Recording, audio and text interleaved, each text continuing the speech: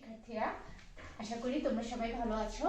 যুক্তিবিদ্যা মানবিক শাখার ছাত্ররা ঢাকা কলেজের তোমাদের সাথে আজকে আমার নবম ক্লাস। আমার পরিচয়টা দিয়ে নিই। আমি Ilora Das Sumi, assistant professor, department of philosophy, Dhaka college, Dhaka. শিক্ষার্থীরা, আমরা চ্যাপ্টার 6 এক্সপ্লেনেশন অর্থাৎ ব্যাখ্যা পড়ছিলাম। তোমাদের মনে আছে, তোমরা ক্লাস করেছো। এর আগে আমি তোমাদেরকে 2-3টি ক্লাস নিয়েছি ব্যাখ্যা সম্পর্কে।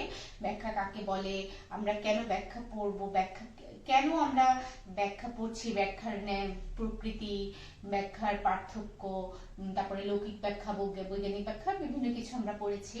তো শিক্ষার্থীরা, এর প্রেক্ষিতে আজকে আমরা ব্যাখ্যার আমাদের দুটো জিনিস বাকি ছিল।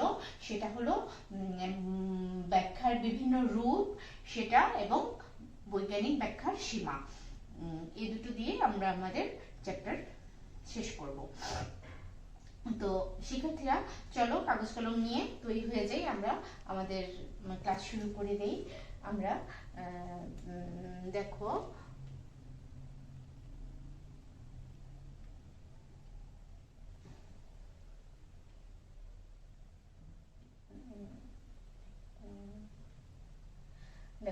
বৈজ্ঞানিক ব্যাখ্যার বিভিন্ন রূপ। বৈজ্ঞানিক ব্যাখ্যার অর্থ হলো বিশিষ্ট নিয়ম বা ব্যাপকতর নিয়মকে সঠিক বিশ্লেষণের মাধ্যমে নির্দিষ্ট ঘটনার কারণ ব্যাখ্যা করা। আমরা জানি ব্যাখ্যা মাত্রই কোনো ঘটনা বা নিয়ম সম্পর্কিত ব্যাখ্যা। বৈজ্ঞানিক ব্যাখ্যা 3টি রূপের হতে পারে, অর্থাৎ বৈজ্ঞানিক ব্যাখ্যাকে আমরা 3টে ভাগে ভাগ করেছি। প্রথমে আমরা করেছি বিশ্লেষণ অর্থাৎ অ্যানালাইসিস, তারপরে করেছি শৃঙ্খল যোজন, তারপর অন্তর্ভুক্তি। এই 3টি নিয়মে আমরা ব্যাখ্যাকে বিভক্ত করেছি। তো শিক্ষার্থীরা, বৈজ্ঞানিক ব্যাখ্যা যে ব্যাখ্যার 3টি রূপ সেটা সম্পর্কে আমি তোমাদেরকে এখন বিস্তারিত আলোচনা করছি। দেখো, আমাদের প্রথমেই এসেছে বিশ্লেষণ অর্থাৎ অ্যানালাইসিস। একসাথে অনেকগুলো বিশ্লেষণ অর্থাৎ অ্যানালাইসিসকে আমরা মিশ্র কার্য বলতে পারি। একসাথে অনেকগুলো কারণ মিশ্রিত হয়ে একটা জটিল ঘটনা বা কার্য সৃষ্টি হতে পারে। এই মিশ্র ঘটনাকে বা ঘটনার নিয়মকে ব্যাখ্যা করার বিশেষ প্রক্রিয়া আছে, এবং সেটা হলো যেসব কারণ বা নিয়ম একযোগে কাজ করার ফলে মিশ্র ঘটনাটি বা নিয়মটি উৎপন্ন হয়েছে তাদের উল্লেখ করা। এটাই যুক্তিবিদ্যার ভাষায় বিশ্লেষণ। অর্থাৎ একটা কাজ ধরো আমি করতে গেলাম, করার ফলে আমাকে কি করতে হবে, বিভিন্ন কাজের সমন্বয়ে একটা কাজ সম্পন্ন করতে হবে। ধরো আমি তোমাদেরকে একটা উদাহরণ দিই, সেটা হলো ধরো আমি নৌকা চালানো, তখন নৌকা চালানোতে কি তখন আমাকে কি করতে হবে, আমি নৌকা কিভাবে চালাবো, নৌকা চালাতে হলে আমার নৌকা লাগবে, আমার নদীতে স্রোত লাগবে, পাল লাগবে, মাঝি লাগবে, দাঁড় লাগবে ইত্যাদি। বিভিন্ন কাজে একজন দাঁড় টানবে, একজন বৈঠা বাইবে, একজন, তারপরে নদীতে সেরকম স্রোত থাকতে হবে। সবকিছু মিলিত বিষয় যখন একসাথে হবে তখন কি হবে, কাজটি সম্পন্ন হবে, অর্থাৎ নৌকা চালানো সম্পন্ন হবে। শিক্ষার্থীরা, আমি তোমাদেরকে আরেকটা উদাহরণ দিচ্ছি। দেখো,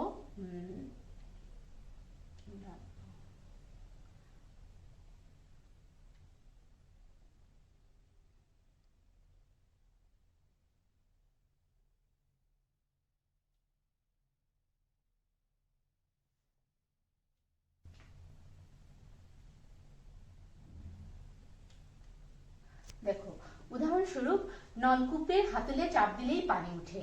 কিন্তু আমরা অনেকেই জানি না যে এটি একটি মিশ্র কার্য। আমরা নলকূপে চাপ দিচ্ছি, পানি বের হচ্ছে। নলকূপের এই পানি উঠে আসাটাকে বিশ্লেষণ করলে এর বৈজ্ঞানিক ব্যাখ্যা দাঁড়াবে নিম্নরূপ। এই ঘটনাটি কয়েকটি কারণ একসঙ্গে ক্রিয়া করার ফলে সংঘটিত হচ্ছে। দেখো, বায়ুর প্রতি বর্গ ইঞ্চিতে 15 পাউন্ড চাপ দেয়, পানি সব দিককে সমান চাপ দেয়। হাতলে চাপ দিলে নলের ভেতরে বাতাস অপসারিত হয়, দুটি বিপরীত চাপের একটি অপসারিত হয়, নলের মধ্যে দিয়ে পানির ঊর্ধ্বমুখী গতি সঞ্চারিত হয়ে ওঠে ইত্যাদি। এভাবে বিভিন্ন ঘটনা মাধ্যমে আমরা মিশ্র কার্যটাই হলো বিভিন্ন কারণের সমষ্টি, সেটাই হলো বিশ্লেষণ অর্থাৎ অ্যানালাইসিস। তো বৈজ্ঞানিক ব্যাখ্যার যে তিনটি রূপের কথা আমরা বললাম, প্রথমে আমরা বললাম বিশ্লেষণ অর্থাৎ অ্যানালাইসিস। তো অ্যানালাইসিসটা তোমরা বুঝতে পেরেছো যে অ্যানালাইসিসটা হলো মিশ্র কার্য, অর্থাৎ কয়েকটি কারণ একসাথে মিলিত হয়ে যে ঘটনা সম্পন্ন হয়, যে কার্য উৎপন্ন হয়, সেটাই হলো বিশ্লেষণ। তারপরে শিক্ষার্থীরা আমরা দ্বিতীয় নিয়মটাতে যাই, সেটা হলো তোমার শৃঙ্খল যোজন।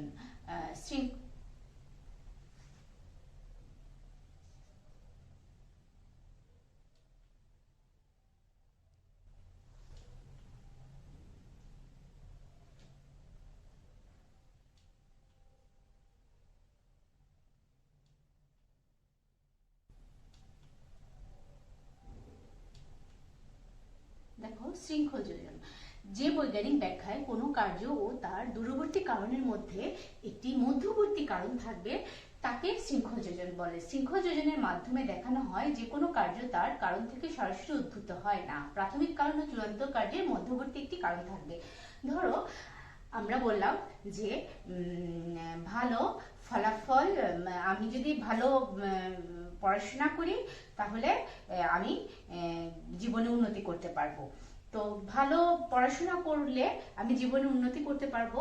তো এখানে কিন্তু মধ্যবর্তী বেশ কয়েকটি বিষয় থাকবে, যে আমি ভালো পড়াশোনা করলে আমার রেজাল্ট ভালো হবে, আমার রেজাল্ট ভালো হলে আমি কোথাও চান্স পাবো, এবং ভালো কোথাও যখন আমি চান্স পাবো, ভালো কোনো বিশ্ববিদ্যালয় থেকে যখন আমি ডিগ্রি নিয়ে বের হব, তখন আমার সার্টিফিকেটের একটা মূল্য থাকবে, তখন চাকরি পাওয়ার ক্ষেত্রে আমার সুবিধা হবে।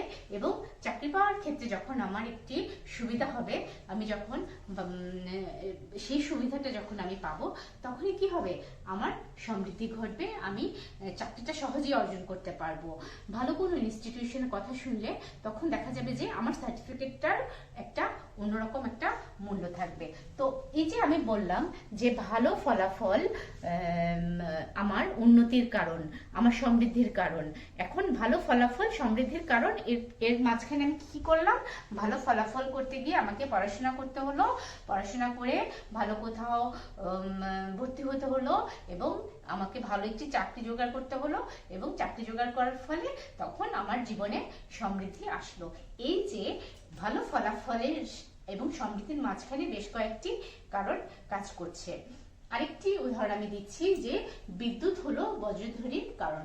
এখন যখনই আকাশে বিদ্যুৎ চমকায় তখন কি হয়, আমরা বজ্রধ্বনি শুনতে পাই, কিন্তু বিদ্যুৎ চমকানোর সময় কি হয়, মধ্যবর্তী কারণটা হলো তাপ উৎপাদন হওয়া।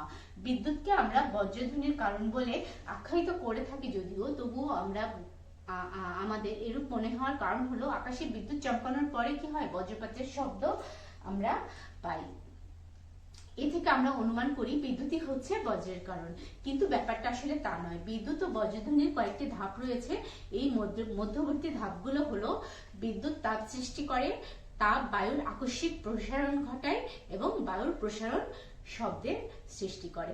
তার মানে কি, আমরা যে বললাম বিদ্যুৎ বজ্রধ্বনির সৃষ্টি করে, এখানে মধ্যবর্তী কারণটা হলো তোমার তাপ, এই তাপটা হলো মধ্যবর্তী কারণ। তো এভাবে শৃঙ্খল যোজন মানে, আমরা প্রথমে বৈজ্ঞানিক ব্যাখ্যাকে তোমাদেরকে বলেছি, বৈজ্ঞানিক ব্যাখ্যাকে আমরা প্রথমে যে তিনটি রূপের কথা বলেছি, তোমাদেরকে প্রথমে বিশ্লেষণ অর্থাৎ অ্যানালাইসিসের কথা বলেছি, সেখানে কি বলেছি, যে মিশ্র কার্য। তারপরে আমরা বলেছি শৃঙ্খল যোজন, অর্থাৎ যেটা কিনা তোমার কোনো কার্য ও তো তার দূরবর্তী কারণের মধ্যে একটি কারণ থাকবে, এবং এই মধ্যবর্তী কারণটা কি করে, শৃঙ্খলার সৃষ্টি করবে।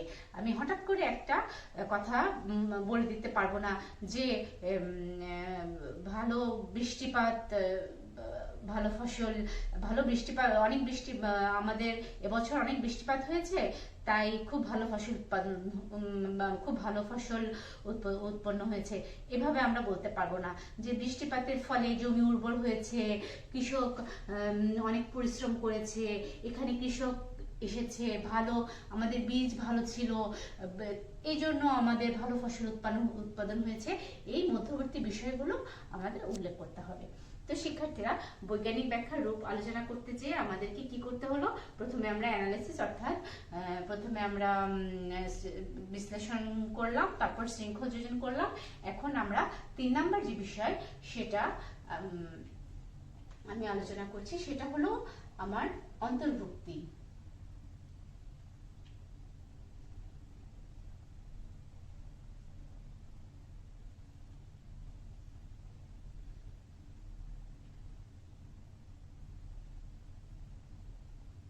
দেখো, যে বৈজ্ঞানিক ব্যাখ্যায় একটি কম ব্যাপক নিয়মকে অধিক ব্যাপক নিয়মে অন্তর্ভুক্ত করে ব্যাখ্যা দান করা হয় তাকে বলা হয় অন্তর্ভুক্তি। এই ধরনের ব্যাখ্যায় যে নিয়মের মাধ্যমে ঘটনার ব্যাখ্যা করা হয় তা একটি বিশেষ নিয়ম, এবং যে নিয়মের অন্তর্ভুক্তি করে ব্যাখ্যা করা হয় তা একটি সার্বিক নিয়ম।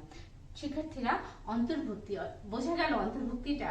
আমি আবার বলছি, যে বৈজ্ঞানিক ব্যাখ্যায় একটি কম ব্যাপক নিয়মকে অধিক ব্যাপক নিয়মে অন্তর্ভুক্ত করে ব্যাখ্যা করা হয় তাকে আমরা অন্তর্ভুক্তি বলি। এই ধরনের ব্যাখ্যায় যে নিয়মের মাধ্যমে ঘটনার ব্যাখ্যা করা হয় তা একটি বিশেষ নিয়ম, এবং যে নিয়মের অন্তর্ভুক্তি করে ব্যাখ্যা করা হয় তা একটি সার্বিক নিয়ম। উদাহরণটা তোমরা একটু দেখো শিক্ষার্থীরা, ভালো করে। আমরা জানি পৃথিবীর মাধ্যাকর্ষণ নামক নিয়ম অনুসারে জড়বস্তু মাত্রই ভূপৃষ্ঠে পতিত হয়, কিন্তু মাধ্যাকর্ষণ নামক নিয়মের মাধ্যমেই বৈজ্ঞানিকগণ মাধ্যাকর্ষণ নিয়ম ব্যাখ্যা করে থাকেন। এই অন্তর্ভুক্তি রূপ বৈজ্ঞানিক ব্যাখ্যা করতে গিয়ে আমরা বলি মাধ্যাকর্ষণের নিয়ম অনুসারে যা ঘটে তা মাধ্যাকর্ষণের নিয়মের বেলায়ও প্রযোজ্য। যেমন সমস্ত গ্রহ উপগ্রহগুলো সূর্যের দিকে পতনের প্রবণতা, বা জড়বস্তু মাত্রই জড়বস্তুতে আকর্ষণ করা। অতএব মাধ্যাকর্ষণ নিয়ম অনুসারে জড়বস্তু মাত্রই ভূপৃষ্ঠে পতন ঘটবে, এটাই হলো আমাদের কি, এটাই হলো স্বাভাবিক। তো শিক্ষার্থীরা, আমরা বৈজ্ঞানিক ব্যাখ্যার রূপগুলো সম্পর্কে আমরা জানলাম। বৈজ্ঞানিক ব্যাখ্যার তিনটি রূপ, বিশ্লেষণ, শৃঙ্খলজনন, অন্তর্ভুক্তি সম্পর্কে আমরা জানলাম। এখন আমরা পড়ব বৈজ্ঞানিক ব্যাখ্যার সীমা। শিক্ষার্থীরা, বৈজ্ঞানিক ব্যাখ্যার সীমা বলতে এখানে বোঝানো হয়েছে যে আমরা কোন কোন জিনিসের বৈজ্ঞানিক ব্যাখ্যা দিতে পারবো না, অর্থাৎ আমাদের সীমাবদ্ধতা গুলোকে বিশ্লেষণ করা হয়েছে। একটু তোমরা একটু দেখো,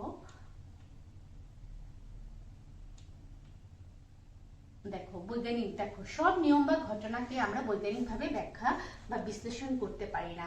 জগতের এমন কিছু ব্যাপার আছে, এমন কিছু ঘটনা আছে যেগুলোর আমরা কোনো ব্যাখ্যা আমরা দিতে পারি না।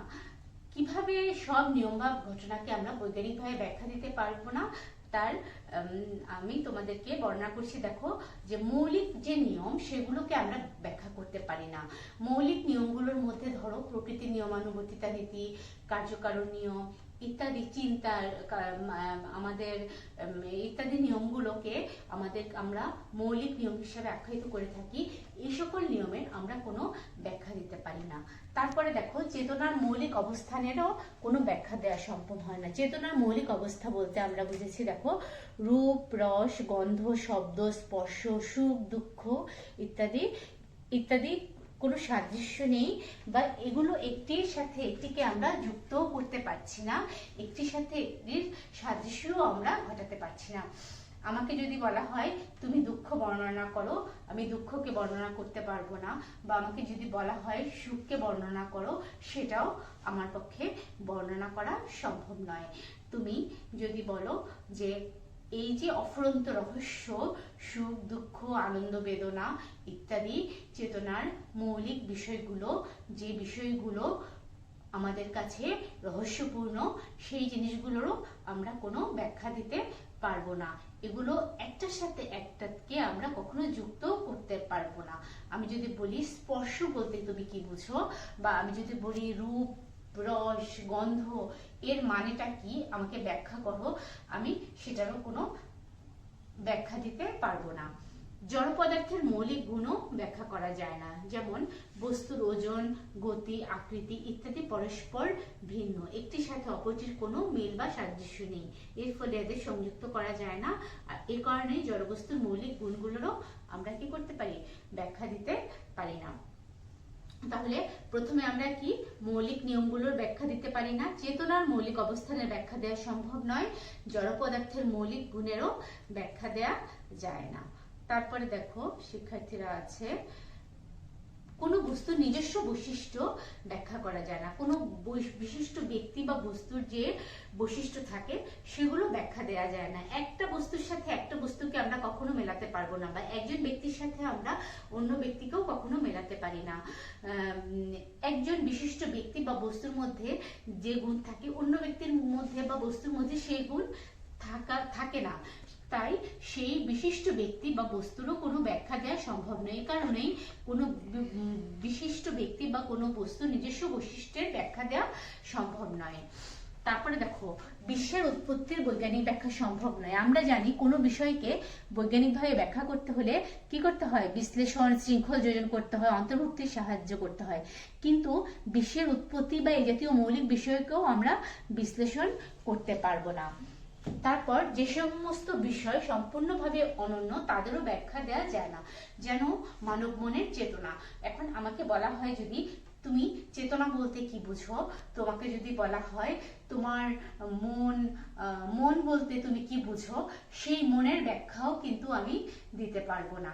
তারপরে তোমাকে যদি বলা হয় ঈশ্বর, আত্মা, অমরত্ব বলতে কি বুঝো, পরকাল বলতে কি বুঝো, তো যে ভাববাদের যে বিষয়গুলো অর্থাৎ তত্ত্ববিদ্যার যে বিষয়গুলোর ব্যাখ্যাও আমার পক্ষে দেওয়া সম্ভব নয়।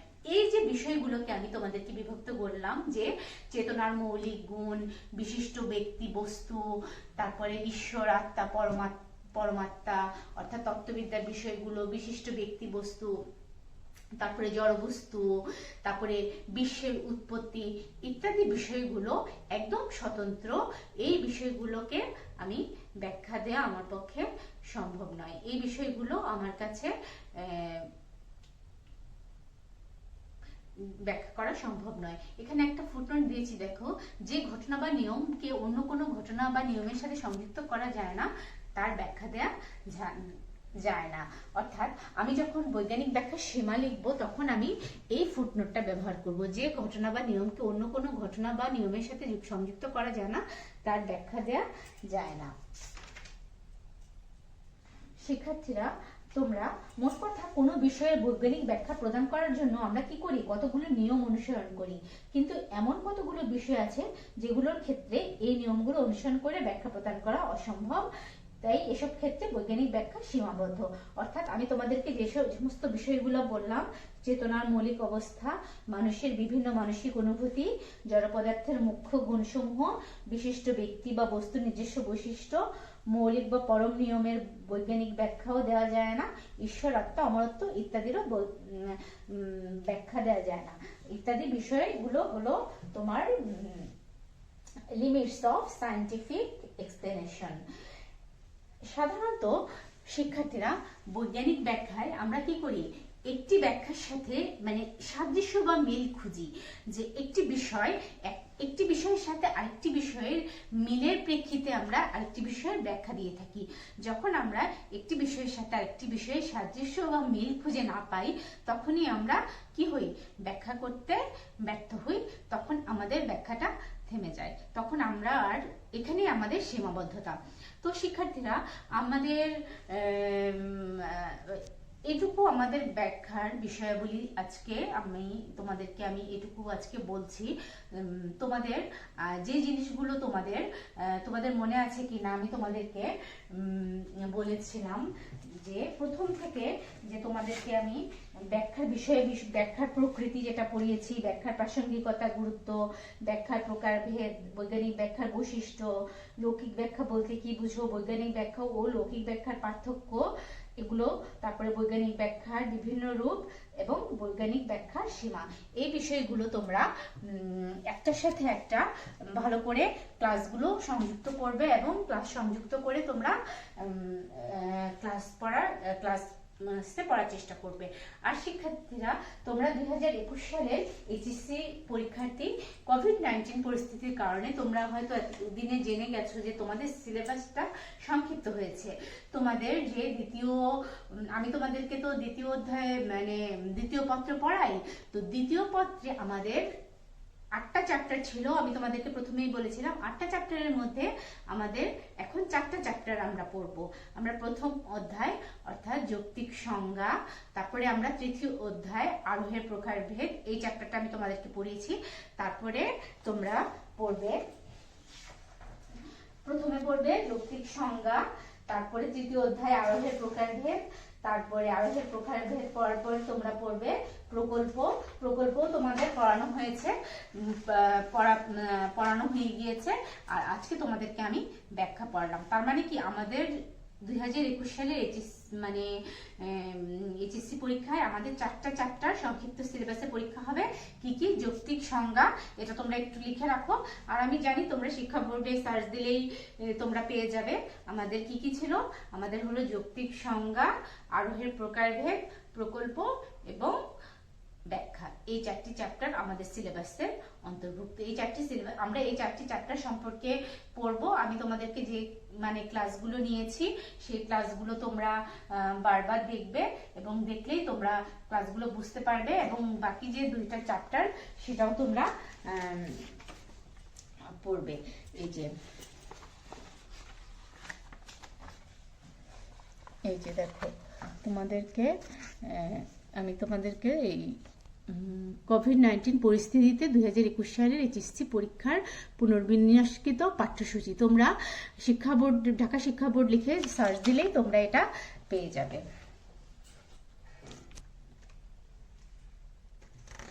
তারপরে শিক্ষার্থীরা, তোমাদের এখানে সিলেবাস দেওয়া আছে, তোমরা দেখে নাও একটু।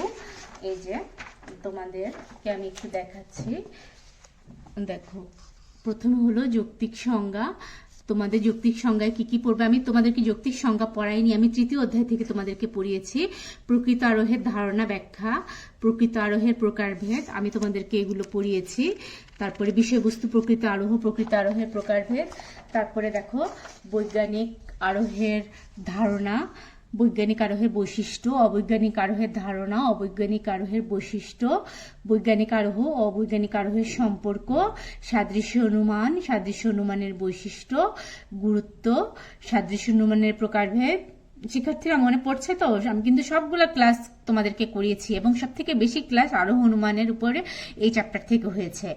আর অপকৃত আরোহের ধারণা, পূর্ণাঙ্গ আরোহ ও বৈজ্ঞানিক আরোহের এখানে তুলনা করতে পারবে। এবং দেখো তোমাদেরকে এখানে যে বিষয়বস্তুগুলো এখানে তোমাদেরকে দিয়ে দেওয়া হয়েছে, যে বৈজ্ঞানিক আরোহের সংজ্ঞা উদাহরণ, বৈজ্ঞানিক আরোহের বৈশিষ্ট্য, বৈজ্ঞানিক আরোহের সংজ্ঞা উদাহরণ, অবৈজ্ঞানিক আরোহের বৈশিষ্ট্য, বৈজ্ঞানিক অবৈজ্ঞানিক আরোহের সাদৃশ্য বৈসাদৃশ্য, সাদৃশ্য অনুমানের সংজ্ঞা উদাহরণ, সাদৃশ্য অনুমানের বৈশিষ্ট্য, সাদৃশ্য অনুমানের মূল্য গুরুত্ব, সাধু অসাধু সাদৃশ্য অনুমান, তারপর প্রকৃত আরোহ। তারপরে শিক্ষার্থীরা তোমরা পূর্ণাঙ্গ আরোহ থেকে পড়বে। দেখো এই যে পূর্ণাঙ্গ আরোহ, যথার্থতা মূল্যায়ন, পূর্ণাঙ্গ আরোহের মূল্য গুরুত্ব। তারপরে তোমরা প্রকল্পের ধারণা, প্রকল্প থেকে তোমরা পড়বে প্রাসঙ্গিকতা, প্রকল্পের প্রাসঙ্গিকতা ও প্রকৃতি, প্রকল্পের স্তর, বৈধ প্রকল্পের শর্তাবলী, প্রকল্পের প্রমাণ, প্রকল্পের গুরুত্ব, প্রকল্পের প্রয়োজনীয়তা। এরপরে আমরা 6ষ্ঠ অধ্যায় ব্যাখ্যার ধারণা, যেটা তোমাদেরকে আমি আলোচনা করেছি। ব্যাখ্যার প্রকৃতি, ব্যাখ্যার প্রাসঙ্গিকতা, এটা আমাদের লাস্ট চ্যাপ্টার। দেখো ব্যাখ্যার প্রাসঙ্গিকতা, গুরুত্ব, ব্যাখ্যার প্রকারভেদ, বৈজ্ঞানিক ব্যাখ্যার ধারণা বৈশিষ্ট্য, লৌকিক ব্যাখ্যার ধারণা বৈশিষ্ট্য, বৈজ্ঞানিক ও লৌকিক ব্যাখ্যার তুলনামূলক বিশ্লেষণ, বৈজ্ঞানিক ব্যাখ্যার বিভিন্ন ধরন বর্ণনা এবং বৈজ্ঞানিক ব্যাখ্যার সীমাবদ্ধতা। এটা আজকে আমাদের ক্লাস ছিল। আমি তোমাদেরকে আজকে পড়িয়েছি বৈজ্ঞানিক ব্যাখ্যার বিভিন্ন রূপ এবং বৈজ্ঞানিক ব্যাখ্যার সীমাবদ্ধতা। তো শিক্ষার্থীরা, আমাদের খুবই সংক্ষিপ্ত সিলেবাস।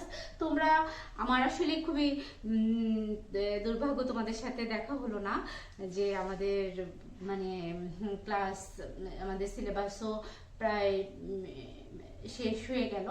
যদি আমাদের আবার রিভিশন ক্লাস তোমাদের আমরা যদি আবার করাতে হয়, আমরা আবার তোমাদেরকে রিভিশন ক্লাসে আমরা ফিরে আসব।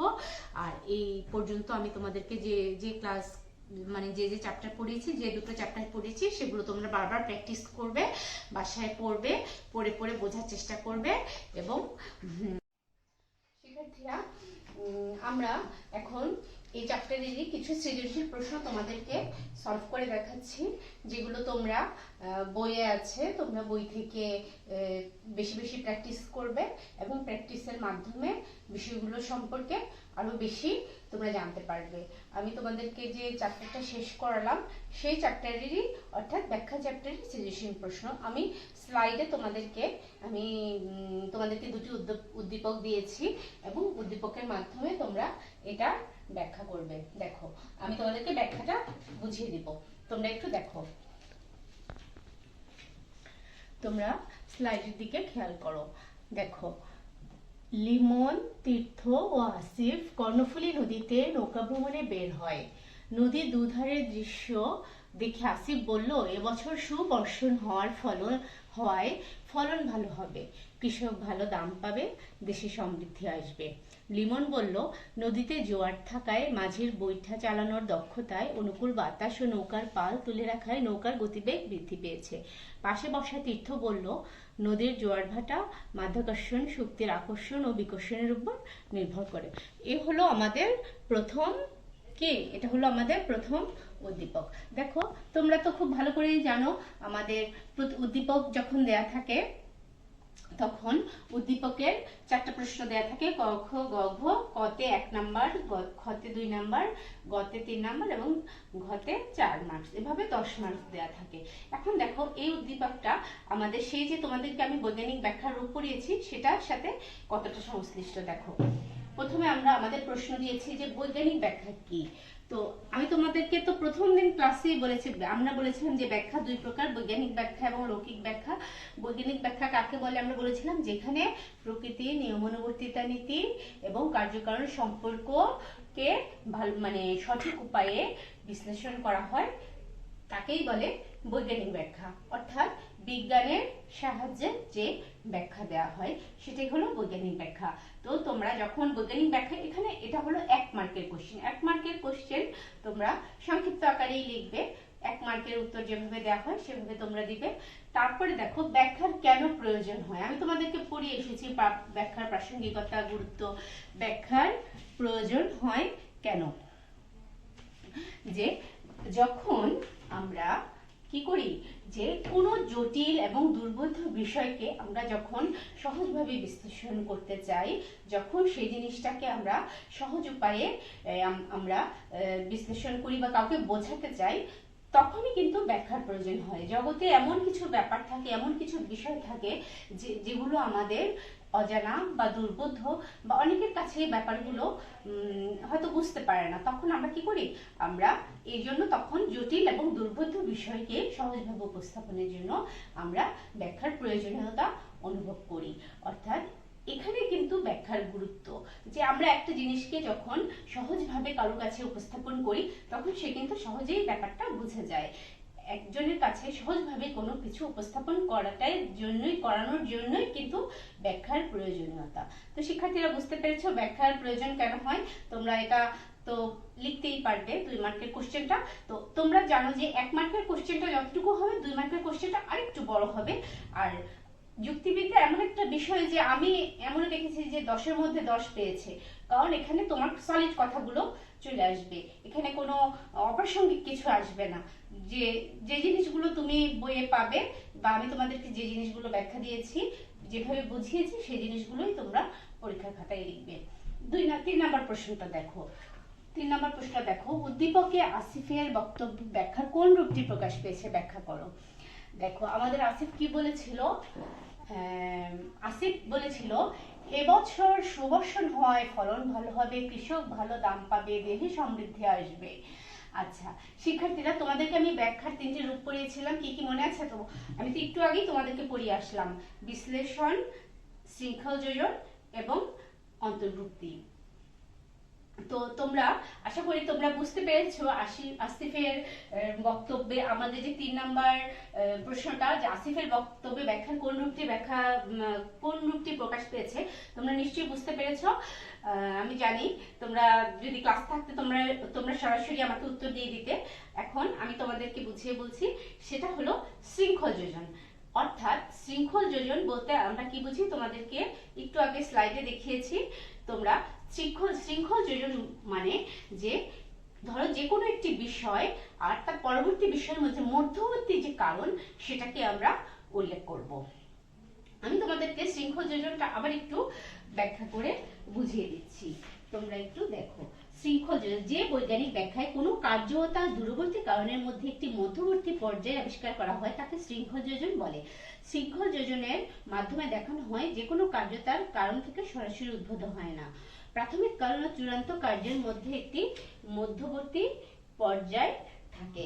অর্থাৎ এখানে বলেছে কি, আসিফ বলেছে কি, সুবর্ষণ হয়ে ভালো ফলন হবে, কৃষক ভালো দাম পাবে, দেশে সমৃদ্ধি আসবে। এখানে সুবর্ষণ হলেই ভালো ফল পাবে সেটা কিন্তু আমরা বলতে পারি না। আমরা সুবর্ষণ হলে আমার হয়তো কৃষক ভালো বীজ ব্যবহার করেছিল, ভালো ফসলের জন্য জমি তৈরি করেছিল, কৃষক অনেক পরিশ্রম করেছে এবং সে সঠিক জায়গায় তার ফসলটা দিয়ে আসতে পেরেছে এবং তার ফসলটা মানে সে ন্যায্য মূল্য পেয়েছে বিধায় সে ভালো দাম পেয়েছে এবং কৃষক যখন ভালো দাম পেয়েছিল তখনই দেশে সমৃদ্ধি এসেছিল। এখানে কিন্তু বেশ কয়েকটা ধাপ কাজ করেছে, যে অতি বর্ষণ হয়েছিল বলে দেশে সমৃদ্ধি এসেছিল, কৃষক ভালো ফলন পেয়েছিল তা কিন্তু না। তাকে বীজতলা তৈরি করতে হয়েছিল, ভালো বীজ সংগ্রহ করতে হয়েছিল, গাছের পরিচর্যা করতে হয়েছিল,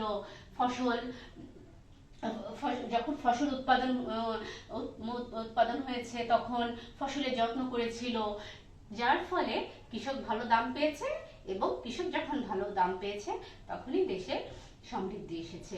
এখানে শৃঙ্খল যোজন এই রূপটি কাজ করেছে। আচ্ছা, তারপরে দেখো নদীতে জোয়ার থাকায়, আচ্ছা তোমাদেরকে 4 নম্বর প্রশ্ন দেখো, উদ্দীপকের লিমন ও তীর্থের উক্তি দুটি বৈজ্ঞানিক ব্যাখ্যাকে বিশ্লেষণ করো। এখন লিবন আর তীর্থ কি বলেছে দেখো। লিবন বলেছিল নদীতে জোয়ার থাকায় মাঝির বৈঠা চালানোর দক্ষতা, অনুকূল বাতাস, নৌকার পাল তুলে রাখায় নৌকার গতিবেগ বৃদ্ধি পেয়েছে।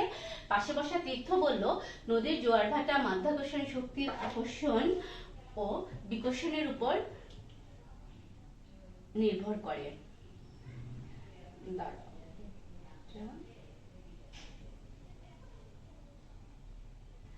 দেখো লিমনের বক্তব্যে বিশ্লেষণ বিষয়টি এখানে মানে দেখা গিয়েছে এবং তীর্থের বক্তব্যে অন্তর্ভুক্তি বিষয়টি হয়েছে। তোমাদের নিশ্চয়ই মনে আছে বিশ্লেষণটা কি আর অন্তর্ভুক্তি কি। আমাদের 4 নম্বর এই 4 নম্বর প্রশ্নটা হলো 4 মার্কের। এখানে আমাকে লিমনের বক্তব্যে বিশ্লেষণটা এসেছে আর তীর্থের বক্তব্যে অন্তর্ভুক্তি বিষয়টা এসেছে। আমাকে বিশ্লেষণটাও ব্যাখ্যা করতে হবে, অন্তর্ভুক্তিও ব্যাখ্যা করতে হবে। অর্থাৎ বৈজ্ঞানিক ব্যাখ্যার যে রূপ, বিশ্লেষণ, শৃঙ্খল যোজন, অন্তর্ভুক্তি। আমাদের 3 নম্বর প্রশ্নে ছিল কি আমরা শৃঙ্খল যোজন ব্যাখ্যা করেছি আর 4 নম্বর প্রশ্নে আমরা বিশ্লেষণ ব্যাখ্যা করব এবং অন্তর্ভুক্তি ব্যাখ্যা করব। আমি তোমাদেরকে আবার রিপিট করছি বিশ্লেষণটা তোমরা কিভাবে ব্যাখ্যা করবে একটু দেখো। বিশ্লেষণ যখন আমরা ব্যাখ্যা করব আমরা কি বলবো, আমরা জানি কয়েকটি কারণ মিলিতভাবে কাজ করার ফলে একটি মিশ্র কার্য উৎপন্ন হয়। বৈজ্ঞানিক ব্যাখ্যায় এই মিশ্র কার্যের কারণগুলোকে আলাদা করে দেখানো হয়। এভাবে কোনো মিশ্র কার্যের ব্যাখ্যার প্রক্রিয়াকে বিশ্লেষণ বলে। অর্থাৎ এই যে মাঝি নৌকা চালিয়েছিল, নদীর বেগ ভালো ছিল, পাল ভালো ছিল, নদীতে স্রোত ছিল, মাঝির দক্ষতা ছিল, এই জন্যই কিন্তু মাঝি নৌকাটা ভালো চালিয়েছিল। এখানে বেশ কয়েকটি কার্য একসাথে এসেছে যার ফলে কি করেছিল, নৌকাটা ভালো চলছিল। বিশ্লেষণ কাকে বলে, যখন অনেকগুলো কার্য একসাথে মিলিত হয়ে একটি বিশেষ কার্যে রূপান্তরিত হয় তখন তাকে বিশ্লেষণ বলে। আর তীর্থের বক্তব্যে কি ছিল তোমরা দেখো। তীর্থ বলল নদীর জোয়ার ভাটা মাধ্যাকর্ষণ শক্তির আকর্ষণ ও বিকর্ষণের উপর নির্ভর করে। এখানে আমরা অন্তর্ভুক্তির বিষয়টি নিয়ে আসছি। দেখো অন্তর্ভুক্তি কি সেটাও তোমাদেরকে আমি একটু আগে বলেছি, যে বৈজ্ঞানিক ব্যাখ্যায় একটি কম ব্যাপক নিয়মকে অধিক ব্যাপক নিয়মে অন্তর্ভুক্ত করে ব্যাখ্যা করা হয় তাকে অন্তর্ভুক্তি বলে। এই ধরনের ব্যাখ্যায় যে নিয়মের মাধ্যমে ঘটনা নিয়ম ব্যাখ্যা করা হয় তা একটি বিশেষ নিয়ম এবং যে নিয়মের অন্তর্ভুক্তি করে ব্যাখ্যা করা হয় তা একটি সার্বিক নিয়ম। অর্থাৎ জোয়ার ভাটার নিয়মটি বিশেষ নিয়মটি আর জোয়ার ভাটার নিয়ম মধ্যাকর্ষ বিশেষ নিয়মটি সার্বিক নিয়মকে অন্তর্ভুক্ত করেছে। এই যে জোয়ার ভাটার নিয়ম আর মাধ্যাকর্ষণ শক্তি এটা কি করেছে, একটি বিশেষ নিয়ম সার্বিক নিয়মকে অন্তর্ভুক্ত করেছে। তাহলে শিক্ষার্থীরা আমার এখানে বৈজ্ঞানিক ব্যাখ্যা কি, ব্যাখ্যার প্রয়োজন হয় কেন, উদ্দীপকে আসিফের বক্তব্যে ব্যাখ্যার কোন রূপটি প্রকাশ পেয়েছে ব্যাখ্যা করো, উদ্দীপকে লিমন ও তীর্থের উক্তি দুটি বৈজ্ঞানিক ব্যাখ্যার আলোকে বিশ্লেষণ করো। আমার এই যে উদ্দীপকে আমার বৈজ্ঞানিক ব্যাখ্যার যে তিনটি রূপ, তিনটাই চলে আসলো। সুতরাং তোমরা বুঝতে পেরেছো। আমি তোমাদেরকে আরেকটা উদাহরণ দিচ্ছি, দেখো বাঘাইছড়ি, একটু দেখো তুমি স্লাইডে তোমরা আসো, একটু দেখো। বাঘাইছড়ি ইউনিয়নের অধিকাংশ মানুষ কৃষি নির্ভর। হঠাৎ উক্ত ইউনিয়নে বন্যা হয় এবং ফসলের ক্ষেত পানির নিচে তলিয়ে যায়। কৃষকরা ব্যাপক ক্ষতির সম্মুখীন হয়। স্থানীয় গ্রামবাসী মনে করলো দেবতা অসন্তুষ্ট হয়ে তাদের এই শাস্তি দিয়েছেন।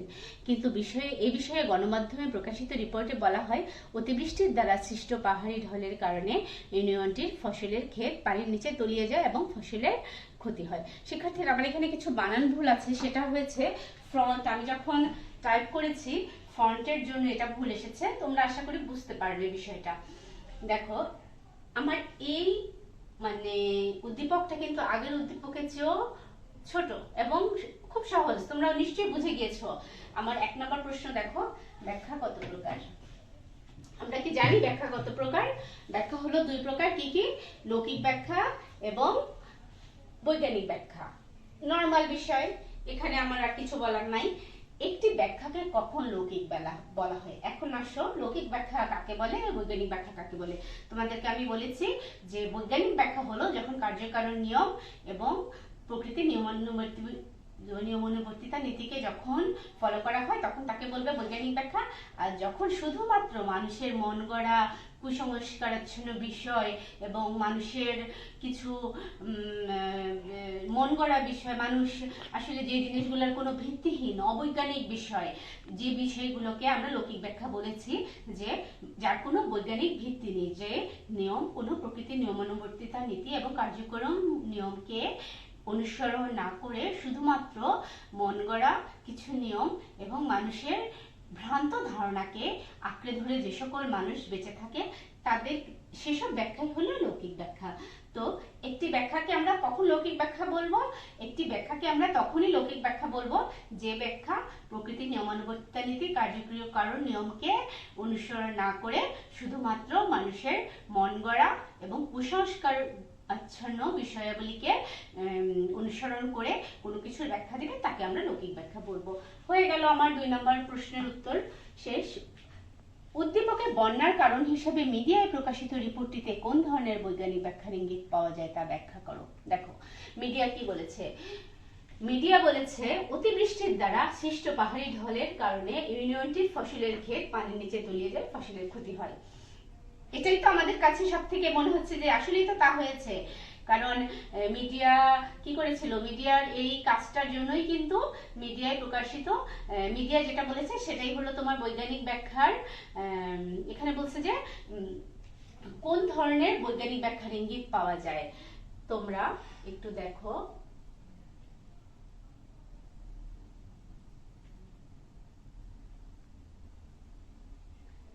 মিডিয়াতে প্রকাশিত রিপোর্টে আমরা বৈজ্ঞানিক ব্যাখ্যার ইঙ্গিত দিয়েছে, সেখানে আমরা বৈজ্ঞানিক ব্যাখ্যাটাকে বিশ্লেষণ করে উদ্দীপকটা আমরা লিখব। উদ্দীপকে বর্ণিত বন্যা সম্পর্কে গ্রামবাসীদের ধারণা এবং মিডিয়ার ধারণার একটি তুলনামূলক চিত্র তুলে ধরো। শিক্ষার্থীরা এটা হলো সব থেকে সহজ। তার মানে কি, আমি যদি তোমাদেরকে প্রশ্ন করতাম লৌকিক ব্যাখ্যা এবং বৈজ্ঞানিক ব্যাখ্যার মধ্যে পার্থক্য আলোচনা করো, যে জিনিসটা তোমাদেরকে আমি আগে আলোচনা করেছি সেই জিনিসটাই এটা, যে বন্যা সম্পর্কে গ্রামবাসীরা যেটা বলেছে যে দেবতা অসন্তুষ্ট হয়ে তাদের শাস্তি দিয়েছেন, এটা হলো লৌকিক ব্যাখ্যা। আর মিডিয়া যেটা বলেছে সেটা হলো বৈজ্ঞানিক ব্যাখ্যা। অর্থাৎ গ্রামবাসীদের ধারণা হলো লৌকিক ব্যাখ্যা আর মিডিয়ার ধারণা হলো বৈজ্ঞানিক ব্যাখ্যা। এভাবে যখন আমরা লৌকিক ব্যাখ্যা এবং বৈজ্ঞানিক ব্যাখ্যার মধ্যে তুলনামূলক আলোচনা বিশ্লেষণ করব, তখনই গ্রামবাসীদের ধারণা আর মিডিয়ার ধারণা তুলনামূলক চিত্রটা আমাদের সামনে চলে আসবে। তো শিক্ষার্থীরা তোমরা বুঝতে পেরেছো আমার দুটি উদ্দীপক। এভাবে তোমরা বারবার যখন তোমরা প্র্যাকটিস করবে তখনই তোমরা জিনিসগুলো তোমাদের কাছে আরো সহজ হয়ে যাবে।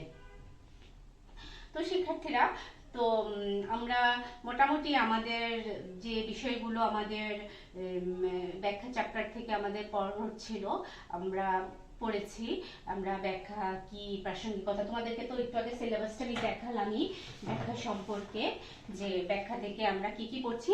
প্রাসঙ্গিকতা, গুরুত্ব পড়েছি, প্রকারভেদ পড়েছি, বৈজ্ঞানিক ব্যাখ্যার বৈশিষ্ট্য পড়েছি, লৌকিক ব্যাখ্যার বৈশিষ্ট্য পড়েছি, বৈজ্ঞানিক ও লৌকিক ব্যাখ্যার পার্থক্য পড়েছি, বৈজ্ঞানিক ব্যাখ্যার বিভিন্ন রূপ পড়েছি। এভাবে আমরা পড়ে তোমাদেরকে যে উদ্দীপক দুটি দিয়েছি এটার সাথে মিলিয়ে তোমরা তোমাদের প্র্যাকটিসগুলো চালিয়ে যাবে এভাবে।